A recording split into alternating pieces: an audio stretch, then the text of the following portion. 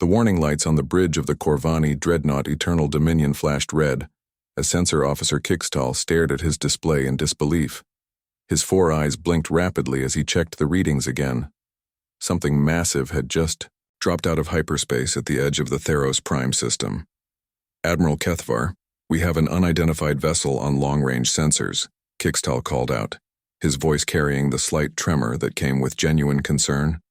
Admiral Kethvar rose from his command throne, his towering frame casting a shadow across the bridge. The Corvani had ruled this sector of space for over 1,000 years, and nothing entered their territory without permission. His scaled skin rippled with annoyance as he moved to the sensor station. "Show me," he demanded. The main view screen lit up with tactical data. The unknown ship appeared as a red dot against the star field, but the numbers alongside it made no sense. Length, 2 kilometers. Mass, equivalent to a small moon. Energy signature, off the charts. "This cannot be correct," Kethvar muttered. "Run a full diagnostic on the sensor array." "Already completed, sir. The readings are accurate." Kickstall's claws clicked nervously against his console. "Admiral, there's something else. The vessel appeared without any hyperspace distortion. Our sensors detected no incoming jump signature." On the bridge of the USS Retribution, Captain Jake Morrison stood with his hands clasped behind his back, watching the alien fleet through the main viewer. The Corvani ships looked sleek and elegant compared to his vessel, but Morrison knew that elegance meant nothing in real combat. "Distance to the alien fleet?" Morrison asked.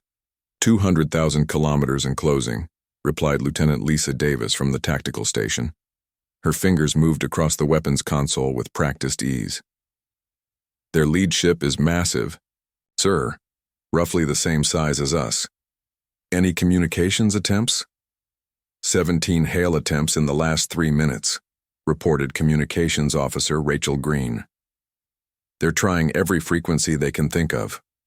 Morrison nodded. "Let them sweat. A little longer. Tony, how are our systems?" Chief Engineer Tony Rodriguez looked up from his engineering console. "All systems green, Captain. Reactors are running at optimal efficiency, and the main guns are charged and ready." "Good. Rachel, open a channel to the alien fleet." The view screen shifted to show the interior of the Corvani bridge. Admiral Kethvar filled most of the screen, his reptilian features showing clear signs of agitation. When he spoke, the universal translator converted his hissing speech into clear English. "Unknown vessel. You have entered Corvani space without authorization. Identify yourself immediately or face the consequences." Morrison stepped forward, his expression calm but his eyes cold. "I am Captain Jake Morrison of the United Earth Navy. This is humanity's answer to your ultimatum. Surrender the colonies you have taken or face the consequences." The alien admiral's laugh was a harsh sound that echoed through both bridges. "Human, you dare threaten the Corvani Empire with a single ship? We have destroyed entire civilizations with our fleet." "I'm sure you have," Morrison replied, "but you've never faced humans before." On the Galactic Council station orbiting Theros Prime, Ambassador Zixtal watched the confrontation through long-range sensors. The insectoid diplomat had been monitoring the situation since the human ship's arrival, and the readings troubled him greatly. "Council Prime Velthara," Zixtal said into his communicator, "we have a situation developing. The humans have sent a warship to confront the Corvani fleet." The holographic image of the Council Prime flickered to life. Her tentacled face showed confusion. "Humans?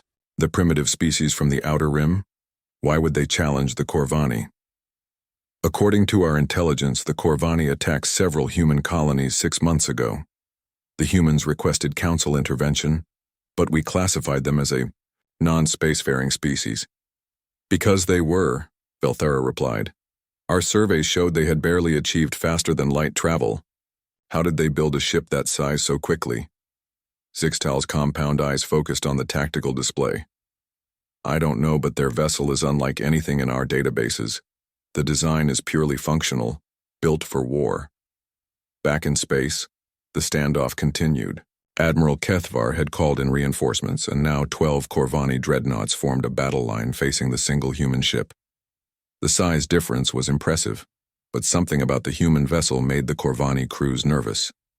"Sir," reported Kickstall, "the human ship is charging weapons.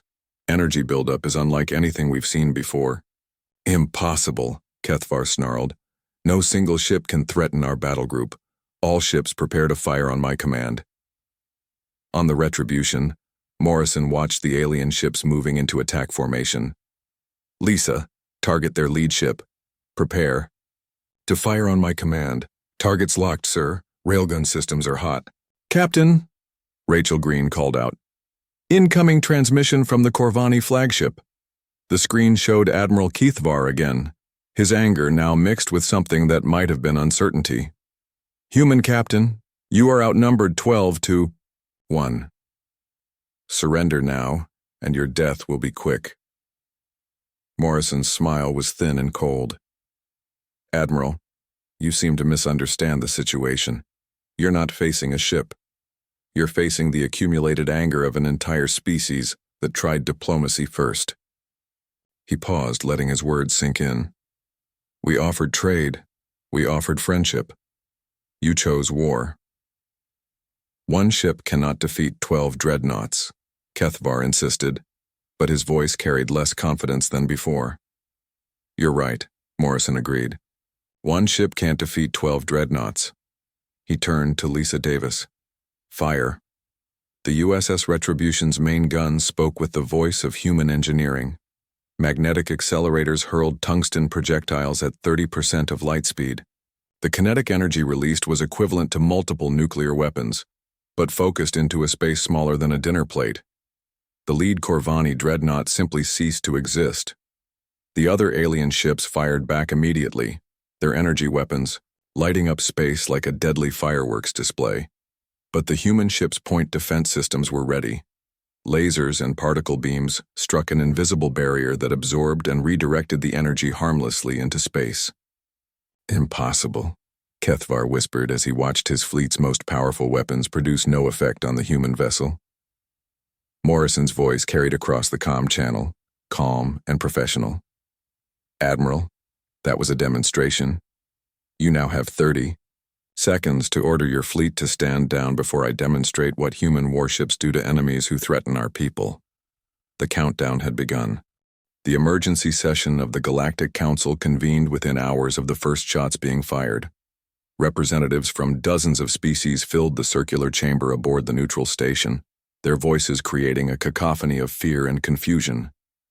Council Prime Velthera struggled to maintain order as reports flooded in from across the galaxy. Ambassador Pete Collins stood in the human delegation area, his weathered face showing the strain of the past 6 months. The former Marine had been humanity's first official contact with galactic civilization, and the experience had been nothing like the peaceful meetings he had hoped for. "The human representative will address the council," Velthara announced, her tentacles writhing with agitation. Pete stepped forward to the speaking platform. 6 months ago, we came to this council seeking membership and protection. We showed you our peaceful intentions and our desire to join the galactic community." His voice carried across the chamber through the translation systems. "You dismissed us as primitives. You told us we were too young, too aggressive, too dangerous for civilized space." Murmurs rippled through the assembled delegates. The Corvani, Representative General Hexmore, rose from his seat. The humans were correctly classified. They had barely achieved interstellar flight. Their society was built on warfare and violence. "And while you debated our worthiness," Pete continued, "the Corvani Empire attacked our colonies. 3 worlds, 2 million civilians, men, women, and children who had never harmed anyone." The chamber fell silent. Intelligence Officer Amy Watson, seated behind Pete, activated her datapad and transmitted the evidence to the council's main display. Images of burned cities and destroyed settlements filled the air above the delegates. "We came back to this council," Pete said, his voice growing harder. "We begged for intervention. We showed you the evidence of unprovoked attacks on peaceful settlements. Do you remember what you told us?" Council Prime Velthara's skin changed color, a sign of distress among her species. The Council ruled that the Corvani Empire was within its rights to expand into unclaimed territory. Unclaimed territory, Pete repeated. 2 million human beings lived on those worlds, but because we weren't council members, their lives didn't matter. Amy Watson stood and activated another display. This one showed technical specifications and battle reports from the encounter at Theros Prime. While you debated, we prepared. Humanity has a saying, if you want peace, prepare for war. The technical data showed impossible things. Human ships that could accelerate beyond known physics. Weapons that fired projectiles at relativistic speeds. Defensive systems that could absorb and redirect energy attacks with perfect efficiency. How is this possible? Demanded the Altarian delegate, his blue skin pale with shock. Your species achieved faster than light travel only 2 years ago. These technologies should take centuries to develop. Pete smiled grimly. You made a mistake in your evaluation of humanity. You assumed that because we were new to space, we were new to war. Earth has been testing us for millions of years. Ice ages, volcanic eruptions, asteroid impacts, plagues, predators that could kill us with a single bite. We survived all of it. General Haxmore's scales rippled with anger. The Corvani Empire has conquered 1,000 worlds. We have weapons that can crack planets. One human ship cannot stand against our full military might. One ship just destroyed your lead dreadnought without taking damage. Amy Watson interjected. How many more ships are you willing to lose to find out what else we can do? The debate continued for hours, but the real action was happening in space. Admiral Keithvar had pulled his remaining fleet back to a safe distance, trying to understand what had happened to his flagship. The wreckage of the Eternal Dominion drifted in an expanding cloud of debris, but there wasn't enough left to analyze. The USS Retribution, Captain Morrison reviewed the tactical situation with his senior staff. The alien fleet had withdrawn but showed no signs of leaving the system entirely. They're regrouping, observed Lisa Davis from her position at the tactical console. Long-range sensors show more ships jumping into the system. Looks like they're calling in reinforcements. Tony Rodriguez looked up from his engineering reports. Captain, our demonstration used less than 5% of our total firepower.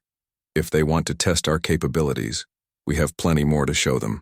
The question is whether they'll be smart enough to back down, Morrison replied. Rachel, any word from the diplomatic front? Communications Officer Rachel Green shook her head. Ambassador Collins is still in session with the Galactic Council. No official response yet, but we're monitoring their communications. They're scared, sir. Good. Fear might be the only thing that prevents a larger war. Meanwhile, in the deepest levels of the Council Station, a secret meeting was taking place. Several of the galaxy's most powerful species had gathered to discuss the human problem privately.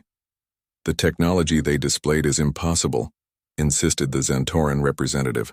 No species develops weapons of that magnitude in such a short time. Unless they didn't develop them recently, suggested the Vorthon delegate.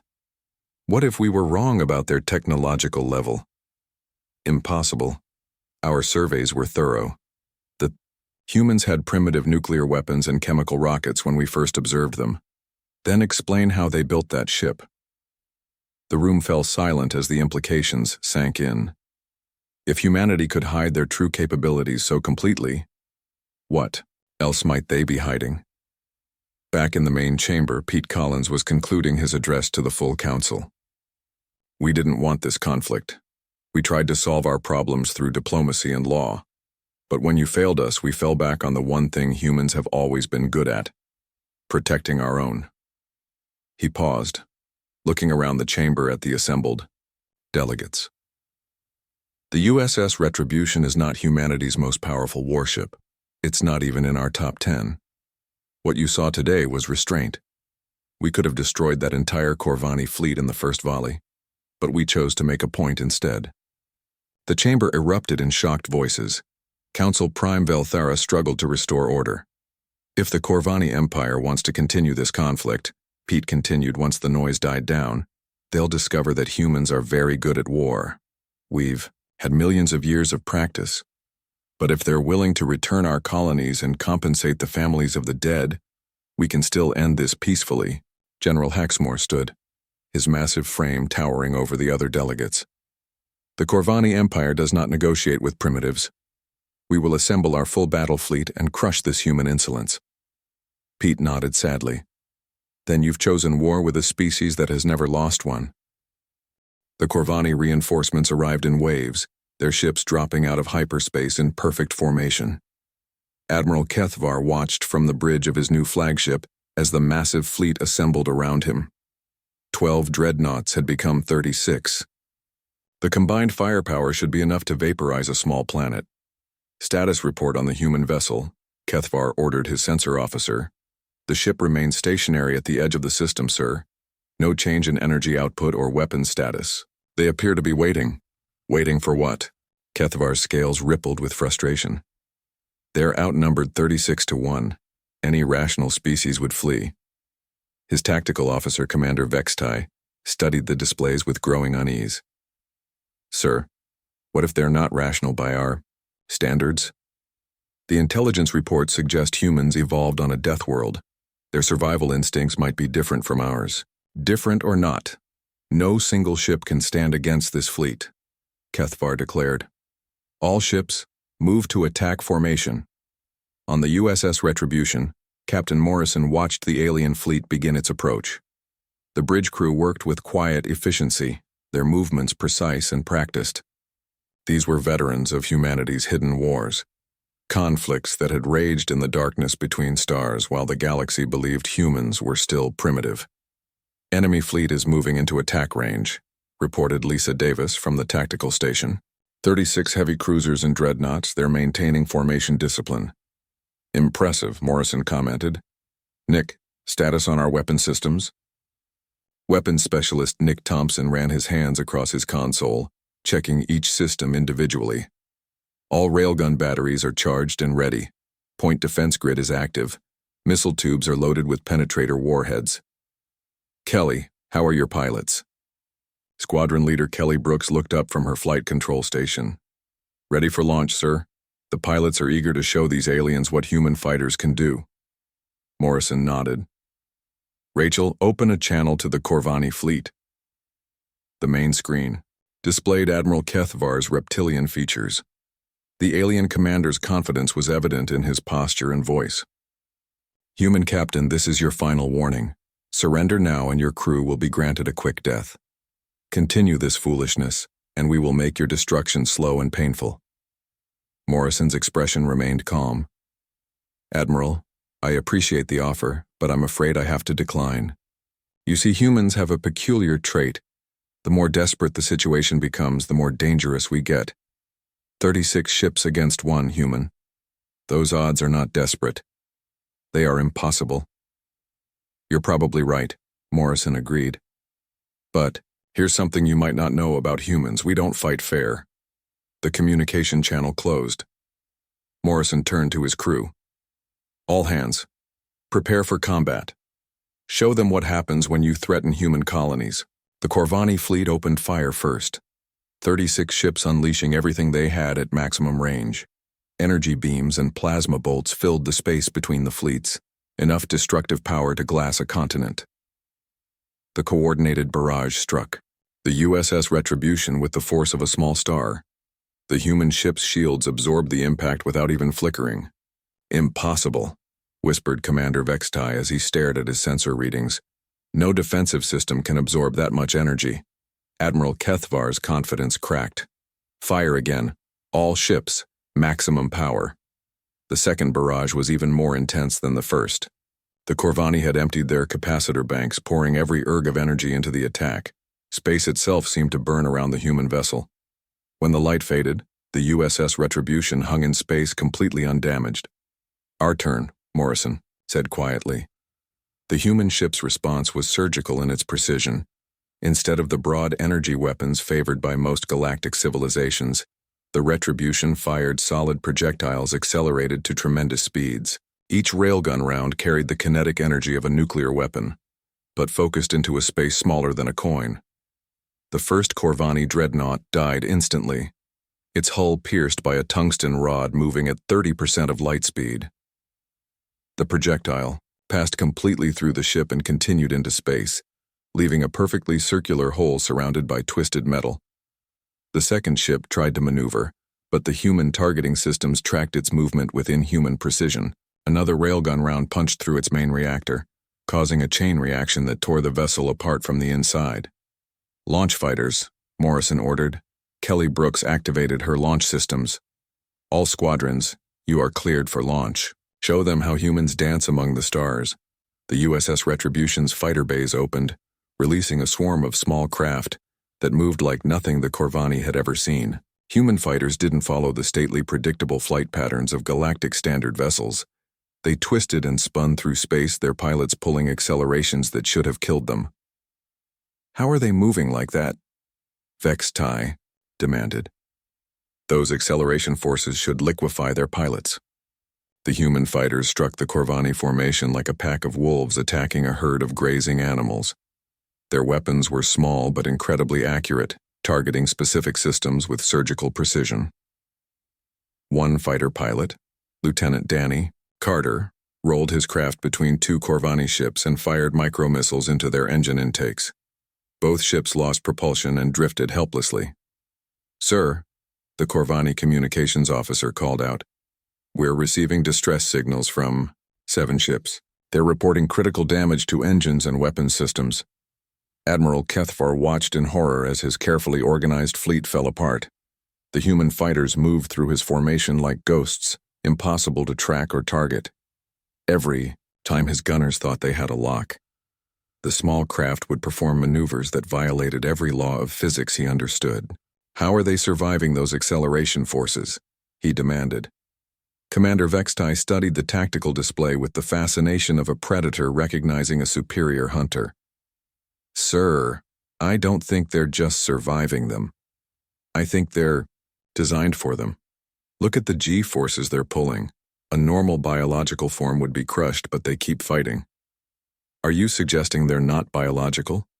"I'm suggesting we don't know what we're fighting." On the bridge of the USS Retribution, Morrison watched the battle with professional satisfaction. His crew was performing exactly as trained, and the enemy was reacting exactly as predicted.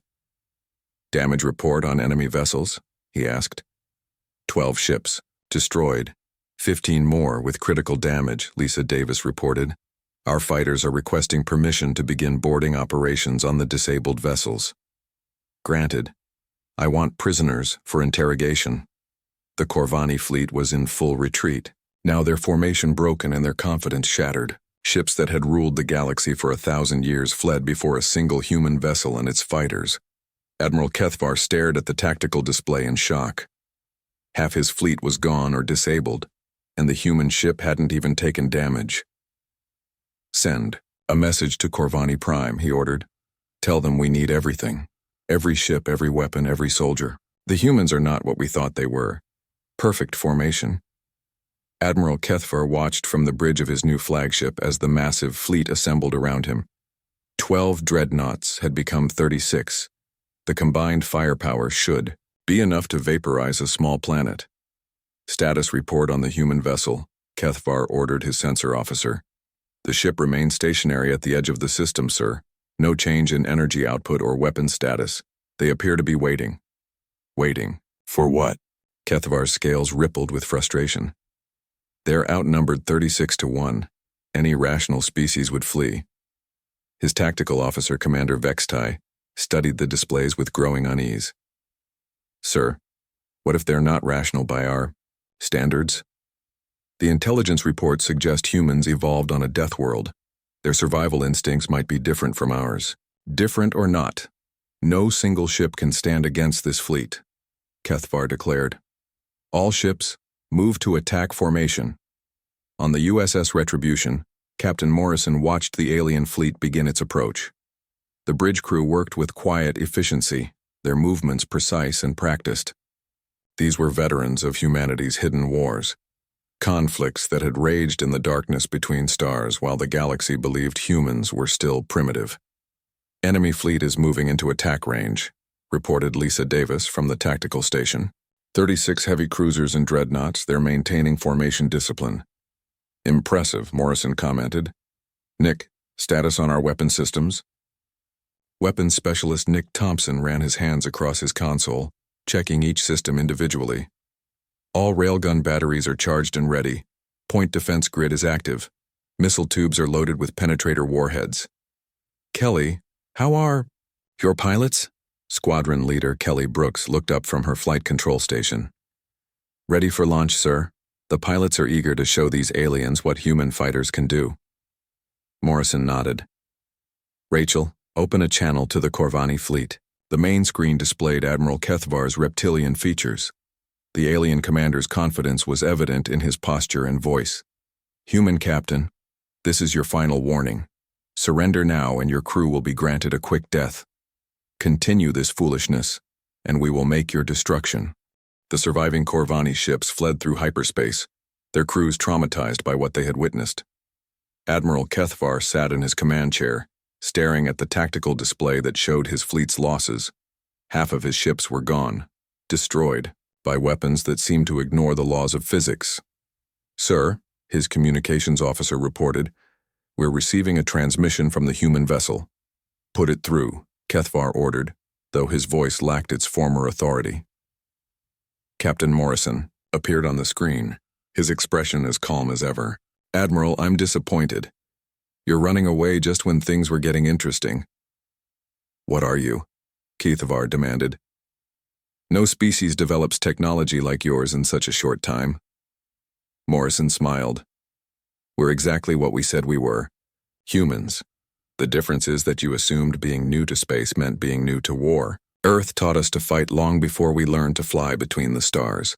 The transmission ended, leaving the Corvani bridge in silence. Commander Vextai approached his admiral carefully. Sir, we need to warn the homeworld. The humans are pursuing us. Pursuing us? How is that possible? We have a 3-hour head start. Vexatai's scales had turned pale. Sir, look at the long-range sensors. The display showed something impossible.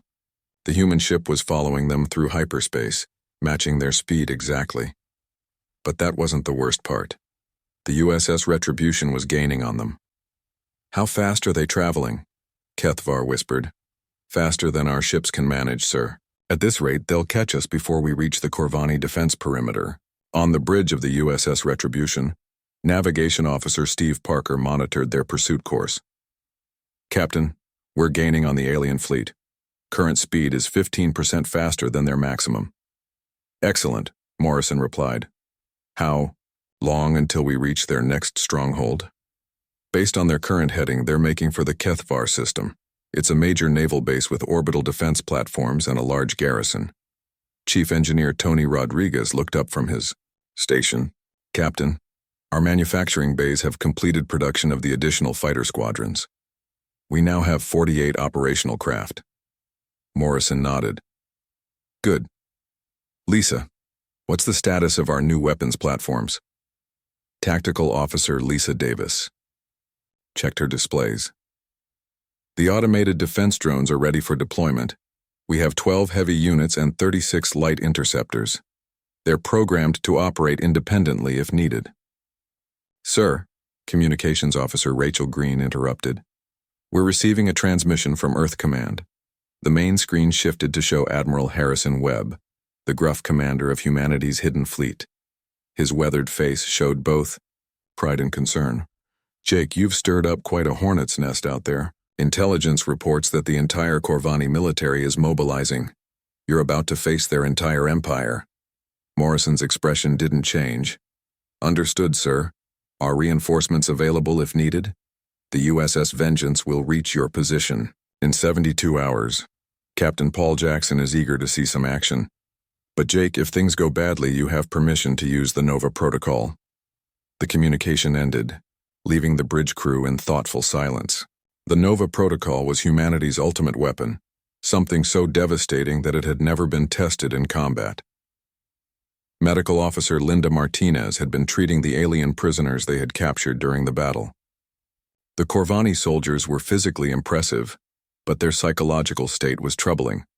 Captain, she reported, the prisoners are suffering from severe shock. They keep asking how we survived the acceleration forces during combat. Apparently, their species can't handle the G-forces our pilots consider normal. Interesting. What else have you learned? Their technology is advanced but focused on energy weapons and defensive systems. They've never encountered kinetic weapons moving at relativistic speeds. To them, our railguns are like magic. The pursuit continued for 18 hours. The human ship followed the Corvani fleet through hyperspace with mechanical precision, slowly, closing the distance. The aliens tried everything they could think of to lose their pursuer, but nothing worked. Commander Vextai had been studying the human ship's capabilities during the chase. What he discovered disturbed him more than the battle itself. "Admiral," he reported, "I've been analyzing the energy signatures from the human vessel. They're not just following us, they're manufacturing something while in hyperspace." "Manufacturing what?" "Unknown, sir. But the energy pattern suggests they're building additional ships or weapons. The human vessel appears to be a mobile factory, as well as a warship." Admiral Kethavar felt a chill run through his body. "Are you telling me they can build more ships while chasing us?" "That's exactly what I'm telling you, sir. The humans didn't just bring one ship to fight us. They brought an entire industrial complex." The Corvani fleet finally reached the Kethavar system, home to one of their most heavily defended naval bases. The system contained over 200 warships, orbital defense platforms, and ground-based weapons that could reach into space. Finally, Admiral Kethavar breathed. Let the humans face the full might of the Corvani Empire. The USS Retribution dropped out of hyperspace at the edge of the system, exactly where the fleeing ships had expected. But they weren't alone. Surrounding the human battleship were dozens of smaller vessels, sleek fighters and automated weapons platforms that had been constructed during the chase. "Sir," the Corvani sensor officer reported, "the humans have 48 fighters and numerous automated weapons. It's like they brought their own fleet with them." On the USS Retribution, Captain Morrison surveyed the alien defenses with professional interest. The orbital platforms were impressive, and the assembled fleet was the largest he had ever faced. But his crew had trained for this moment. "Danny," he called to Marine Commander Danny Carter, "are your boarding teams ready?" "Ready and eager, sir. The boys are itching for some real action." "Lisa, target priority?" "I recommend we eliminate the orbital platforms first. They have the longest range and heaviest weapons. After that, we can deal with the mobile fleet." Morrison nodded. "Steve, take us in. Nice and steady. Let them see what human engineering can do." The USS Retribution began its attack run, its fighter escort spreading out in a defensive formation. The Corvani opened fire with everything they had, filling space with enough energy to boil an ocean. The human ship flew straight through the barrage, its shields absorbing the punishment while its weapons prepared to respond. The final battle for the Corvani Empire was about to begin. "All hands," Morrison announced over the ship's communication system. "Remember why we're here. They attacked our colonies. They killed our people. Today we show them the price of making enemies of humanity." The battle for the Kethavar system began with the largest display of firepower in Corvani history. 200 warships and 50 orbital defense platforms opened fire simultaneously, creating a wall of energy that lit up space like a miniature star. The combined assault had enough power to crack a moon. The USS Retribution flew straight into the barrage without slowing down. "Shields holding at 98%, reported Chief Engineer Tony Rodriguez. "Their weapons are powerful, but they're still using basic energy projection. Our deflector grid is handling the load easily." Captain Morrison watched the tactical display with calm satisfaction. "Lisa, begin counter-battery fire. Target the orbital platforms first." "Aye, sir. Firing main batteries." The human ship's railguns spoke with deadly precision. Each shot was a tungsten rod accelerated to 35% of light speed, carrying enough kinetic energy to vaporize anything it hit. The first orbital platform simply vanished, leaving behind an expanding cloud of superheated gas. Emperor Zarthul watched the battle from his palace on Corvani Prime, the images transmitted directly from the fleet commanders. The ruler of the galaxy's most powerful empire stared in disbelief as his most heavily defended system came under attack by a single ship. "How many vessels are attacking us?" he demanded. "One, my lord," replied General Haxmore, his voice carrying the weight of defeat. "One human battleship and its fighter escort. One ship is destroying our entire fleet. The humans are not like other species, my lord. Their technology is beyond our understanding. They fight like demons from the void. On the USS Retribution, Squadron Leader Kelly Brooks led her fighters through the Corvani formation like sharks among helpless fish. The human pilots pulled maneuvers that should have been impossible, their small craft dancing between enemy ships with inhuman precision. "Gold Leader to all squadrons," Kelly transmitted.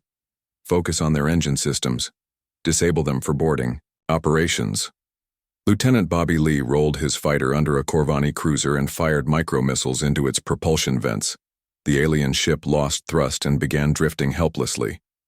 "That's another one for the Marines, Gold Leader."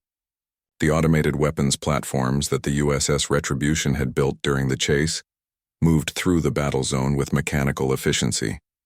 They targeted the Corvani ship's weapons systems with surgical strikes, methodically stripping away the enemy's ability to fight back. Admiral Kethvar found himself commanding a fleet that was falling apart around him. Ships that had ruled space for centuries were being destroyed or disabled by weapons they couldn't understand or counter. "Sir," Commander Vextai reported, "we've lost 40% of our vessels. The orbital platforms are gone. The humans are preparing to board our disabled ships." "Board them? What do they want with our crews?" The answer came soon enough. Marine Commander Danny Carter led his boarding teams through the airlocks of captured Corvani vessels with ruthless efficiency. The human soldiers moved through the alien ships like they had been designed for exactly this purpose. "Secure the bridge," Danny ordered his team as they advanced through the corridors of a Corvani dreadnought. "Non-lethal force unless they resist." The Corvani crew members they encountered surrendered immediately.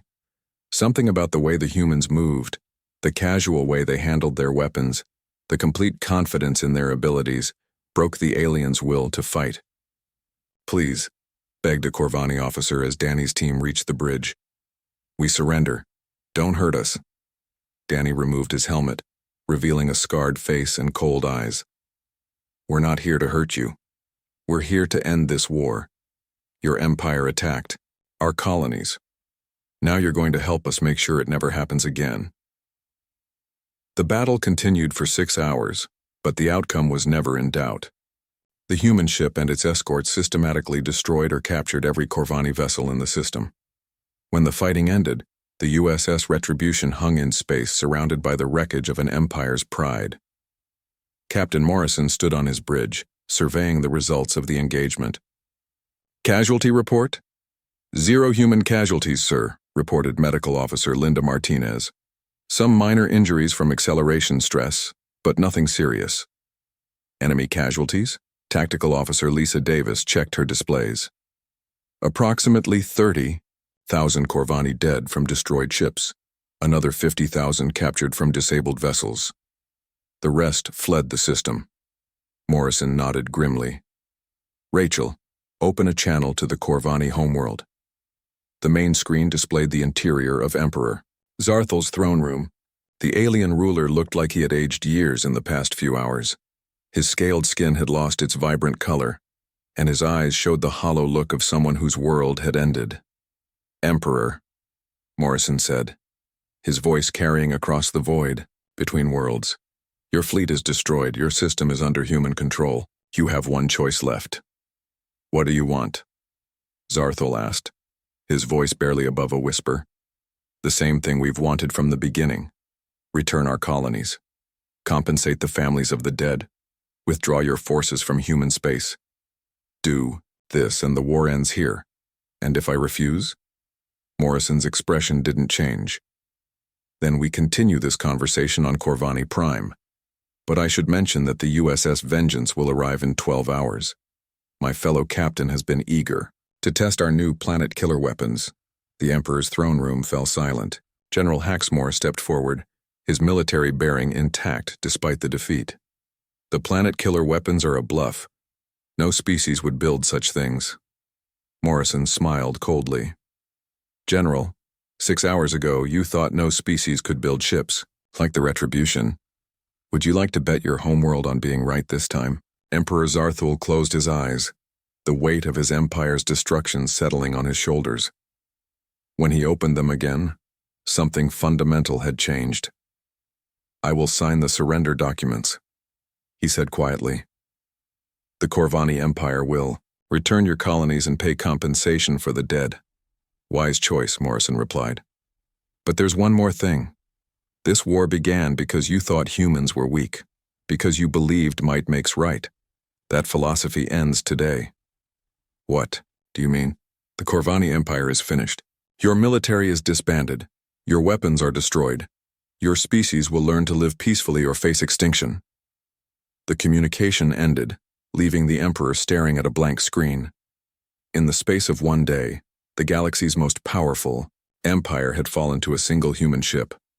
On the USS Retribution, Captain Morrison turned to his crew. "Well done, everyone. Send word to Earth Command. Mission accomplished." 3 months after the fall of the Corvani Empire, the galaxy had become a very different place. The Galactic Council convened an emergency session aboard their neutral station, but this time humanity held a permanent seat at the primary table. Ambassador Pete Collins sat beside Council Prime Belthera, his presence a constant reminder of how quickly the balance of power had shifted. The former Marine had traded his diplomatic uniform for something more practical, knowing that his words now carried the weight of human military might. The Altarian Trade Federation requests permission to establish new shipping routes through former Corvani space, announced the blue-skinned delegate, his voice respectful in a way it had never been before. "Granted," Pete replied simply. "But all vessels will submit to human inspection at designated checkpoints. We want to make sure no weapons are being smuggled to former Corvani military units." The Altarian delegate nodded quickly. "Of course, Ambassador Collins, the Federation has no desire to interfere with human security operations." Dr. Karen White observed the proceedings from her position in the human delegation area. The xenobiologist had spent the past month studying the various alien species, trying to understand why humanity's rise to power had been so swift and complete. Her research had revealed disturbing truths about galactic civilization. Most species had achieved faster-than-light travel through peaceful cooperation with others who already possessed the technology. They had never needed to develop the brutal efficiency that came from surviving on a death world like Earth. "The fundamental problem," she wrote in her report to Earth Command, "is that these species have never faced real adversity. Their evolution was guided by intelligence and cooperation, not the constant struggle for survival that shaped humanity. When faced with genuine conflict, they simply don't know how to respond." Meanwhile, in the former Corvani territories, the transformation was remarkable. Captain Paul Jackson commanded the USS Vengeance as it patrolled the liberated systems, ensuring that the transition to independence proceeded smoothly. The second human battleship was even larger than the USS Retribution, its hull bristling with weapons that made the Corvani survivors grateful they had surrendered when they did.